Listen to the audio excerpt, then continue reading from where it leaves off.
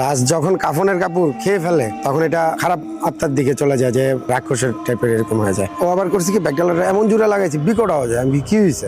ভাই যদি জান নিয়ে বাঁচাতে চান তাহলে দৌড়ান। আমি বললাম যে ভাই আমার কাছে জগ আছে, তুমি খালি কাপড়টা টান দিবা, আমি বাড়ি দিই। এই তখনই আমি ডেড বডি মারা শুরু করি। আমার নাম আলামিন আলিফ, পেশায় আমি ড্রাইভিং করি আর স্টুডেন্ট, ডাফলিন ইউনিভার্সিটিতে আছি। আমার সাথে দুইটা তিনটা ভৌতিক ঘটনা ঘটছে, তার ভিতরে একটা এখনো সবচেয়ে স্মরণীয় হিসেবে আছে। সেটা হচ্ছে একটা 999 কলের ডেড বডি আমরা উঠেছিলাম। তো ওই ডেড বডিটা উঠানোর পর থেকে আমাদের ঝামেলাটা হচ্ছে। অ্যাম্বুলেন্স আগে চালাইছি, তারপরে এখন রেন্টের বিজনেস করতেছি। রাত্রে 7টার দিকে একটা ফোন আসছে 999 থেকে যে ঢাকা মেডিকেল থেকে একটা লাশ নেওয়া লাগবে, যাবে গোপালগঞ্জ।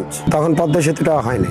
যাওয়ার সময় পুলিশ দিয়ে দিল কাগজ আর ঠিকানা দিয়ে দিল, লাশের সাথে কেউ নেই। আমি আমার এক ছোট ভাইয়া ছিল, নাম হৃদয়, দুইজন একসাথেই রওনা দিলাম। মাগরিবের পর রওনা দিছি। এটা বস্তুগুলো যাওয়ার পরে তখন রাস্তায় একটু ঝামেলা হয়েছে কি, হুট করে দেখলাম দুইজন। ও খেয়াল করতেছে বাট আমিও খেয়াল করতেছি। ও দেখতেছে একটা রাস্তা, আমি দেখতেছি দুইটা রাস্তা পোস্তগুলাতে। তো বলতে আলিফ ভাই কি হয়েছে? আমি এই রাস্তা তো দুইটা দেখতেছি, কি করবো?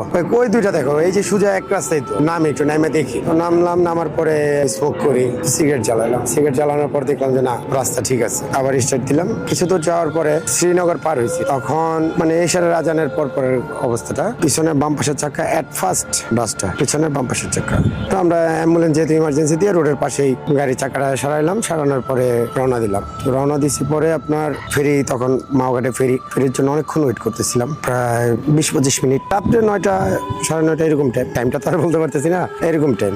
আমরা গোপালগঞ্জের উদ্দেশ্যে রওনা দিয়েছিলাম। এদিক থেকে আমাদের মাওয়া দিয়ে আমরা গেলে কাছে হয়, আবার আরিচা দিয়েও যাওয়া যায়। আরিচা দিয়ে যাইনি, আমরা মাওয়া দিয়ে গেছি। ওদিক থেকে যখন যাই, ফেরিঘাটটা আমরা ক্রস করে যখন যাই, তখন আমাদের একটু ইঞ্জিন নিয়ে একটু ঝামেলা হয়েছিল, যার কারণে আমাদের রাত্রের গাড়িটা নিজেরাই সার্ভিসিং করতে অনেক সময় লেগে যায়। রাত্রে তখন 1টা-1:30টার দিকে আমাদের গাড়িটা আবার ঠিক হয়। তো ওই পর্যন্ত ডেড বডি আমাদের গাড়ির ভিতরেই ছিল। তো নিজেরাই ঠিক করি, আমি আর হৃদয় নিয়ে দুজনে যখন ঠিক করে যখন রওনা দিছি, তখন রোড পুরো মরুভূমির মতো ফাঁকা ছিল। ডেড বডির সাথে আমাদের একটা ঠিকানা লিখে দিয়েছিল, আর ওইখানের যে মেম্বার ছিল তার মোবাইল নাম্বারটা ছিল। তো ওনার সাথে আমরা কন্ট্যাক্ট করছি যে ভাই আমাদের গাড়িটা একটু নষ্ট হয়েছে, আসতে দেরি হবে। তো ভদ্রলোক খুবই অমায়িক ছিল, ভাই আপনি টেনশন নেই, আমি সারা রাত আপনার জন্য ওয়েট করবো, আপনি আস্তে ধীরে আসেন। আমরা যখন রওনা দিই তখন রাত্রে বাজে 2টা-2:30 এরকম টাইম। তো আমার পিছনে যে ডেড বডি আছে, আমাদের মাঝখানে কিন্তু একটা গ্লাস থাকে অ্যাম্বুলেন্স, যে কোনো প্রাইভেট কার বা অ্যাম্বুলেন্স হাইস দেখবেন মাঝখানে একটা গ্লাস আছে, এইটা পিছনের দেখার জন্য। আর আমরা আমাদের যে ডেড বডির যে গাড়িগুলো, আমরা পিছনে দেখার জন্য কোনো গ্লাসটা রাখে না, মাঝখানে গ্লাসটা কিন্তু থাকে না। এটা অনেক সময় ঝামেলা করে, অনেক ঝামেলা করে,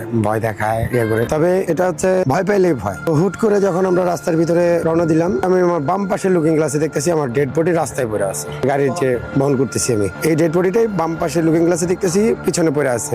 মানে চোখের ইয়েতে তো ভয় তো লাগতেছিল অবশ্যই, যেহেতু আমিও একটু অল্প বয়সে, আমার যে আছে ও একটু অল্প বয়সে, মানে আমরা মানে শখে এটা শুরু করছিলাম। তো ওরা বলতেছি হৃদয় পিছনে তাকাও, পিছনে তাকাও মুখে, আমি পিছনে তাকাও। লাস্ট কই, আমি গাড়ি ব্রেক দিয়ে দিছি। চারপাশে অন্ধকার, এই পাশে আপনার খালের মতো, এই পাশে একটু জঙ্গলের টাইপের, বাম পাশে নদীর মতো যে খালগুলো থাকে না, মাছ চাষ করে। আমি বলতেছি ডেড বডি তো পিছনে পড়ে গেছে, ব্যাগটা কি লাগাও নাই? ভাই সব লাগানো, আপনি কি করেন?